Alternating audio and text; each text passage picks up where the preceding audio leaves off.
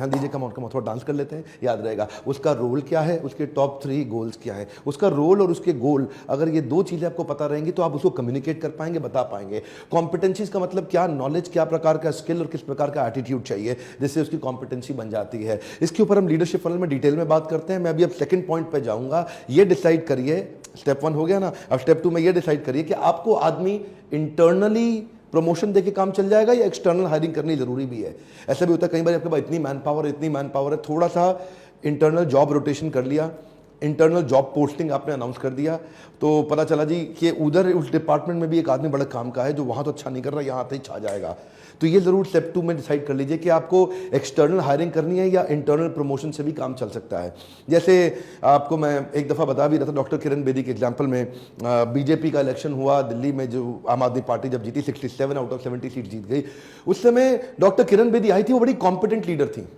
Doctor Kiran Bedi की competence पे कोई शक कर सकता है कभी? क्या क्रेन बेदी बोलते थे, प्रधानमंत्री की गाड़ी उठा के ले गई वहां से, ये गलत जगह खड़ी कर रखी है। ऐसी लीडर इतनी बुरी हार ये क्यों हुई? क्योंकि वो हेलीकॉप्टर लैंडिंग थी। एक क्या थी? Helicopter landing. यानी कि जब आदमी इंटरनल प्रमोशन करके भी काम चल सकता था, तो जबरदस्ती जब बाहर से किसी को लाते हो बिना इंटरनल कंसेंसस के, बिना अंदर जो बैठे हुए उन लोगों के साथ में उनकी अग्रीमेंट के बिना लाएंगे, तो इंटरनल लोग साथ देना कई बार छोड़ देते हैं। इसके बारे में मैं क्या बोलूं, अखबारों में, न्यूज़ में रोज छप ही रहा था, आप जानते ही हैं। ये डिसाइड करिए, इंटरनल प्रमोशन से काम चल सकता है तो वही करिए। इससे आपके लोगों में ना और विश्वास बढ़ता है, और विश्वास बढ़ता है कि भाई अब यहाँ पे टैलेंट प्रोग्रेशन है, इधर यहाँ पे अगर मैं मेहनत करूंगा तो मेरे को आगे ध्यान दिया जाएगा।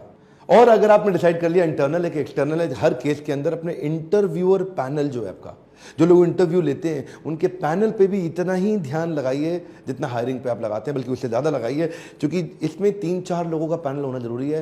क्रॉस फंक्शनल लोग लीजिए ताकि वो अलग अलग प्रकार से सामने वाले की कॉम्पिटेंसीज को जज कर सके, चेक कर सके और अपने इनपुट दे सकें। जिसने उसको लीड करना है, जो बॉस है उसको लीड करने वाला, वो भी रखिए, और अलग अलग फंक्शन से रखिए, सुपर बॉस को भी रखिए, ताकि अलग अलग प्रकार से वो इवैल्यूएट करके अपना पेपर दे दें, और उस पेपर के बेसिस पे कॉमन इवैल्यूएशन से आपकी चांसेस है कि आप अच्छे आदमी को हायर कर पाएं। अगला मेरा पॉइंट है, अब आपने हायरिंग करनी शुरू कर दी, लोगों को लाना शुरू कर दिया, इंटरव्यू डिस्कशंस हो रहे हैं, तो तीसरे पॉइंट में कल्चरल फिट पे बहुत ध्यान दीजिएगा। कई बार आपकी कंपनी का जो कल्चर है ना, उससे बड़े मिसफिट लोग बीच में आ जाते हैं।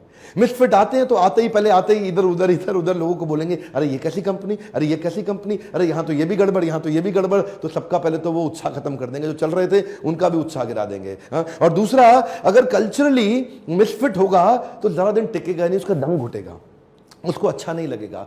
तो कल्चर ओरिएंटेड क्वेश्चंस पूछिए। अब तीसरे स्टेप में इंटरव्यू हो रहे हैं ना, अब कल्चर ओरिएंटेड क्वेश्चंस क्या होते हैं? सिचुएशन बेस्ड क्वेश्चंस पूछिए उनसे कि किस प्रकार के कल्चर में उनको काम करना सबसे अच्छा लगता है, उनको किस प्रकार के बॉस पसंद है, किस प्रकार का एनवायरनमेंट पसंद है, उनके हिसाब से बेस्ट एनवायरनमेंट कैसा होता है, उनके हिसाब से उनकी एक ड्रीम जॉब कैसी रहेगी, उनके हिसाब से उनको कंपनी में आसपास किस चीज को ढूंढ रहे हैं जो उनको बड़ा कंफर्ट देता है। उससे पता चल जाएगा वो टीम प्लेयर है कि इंडिविजुअल अकेले बैठ के काम करना चाहता है।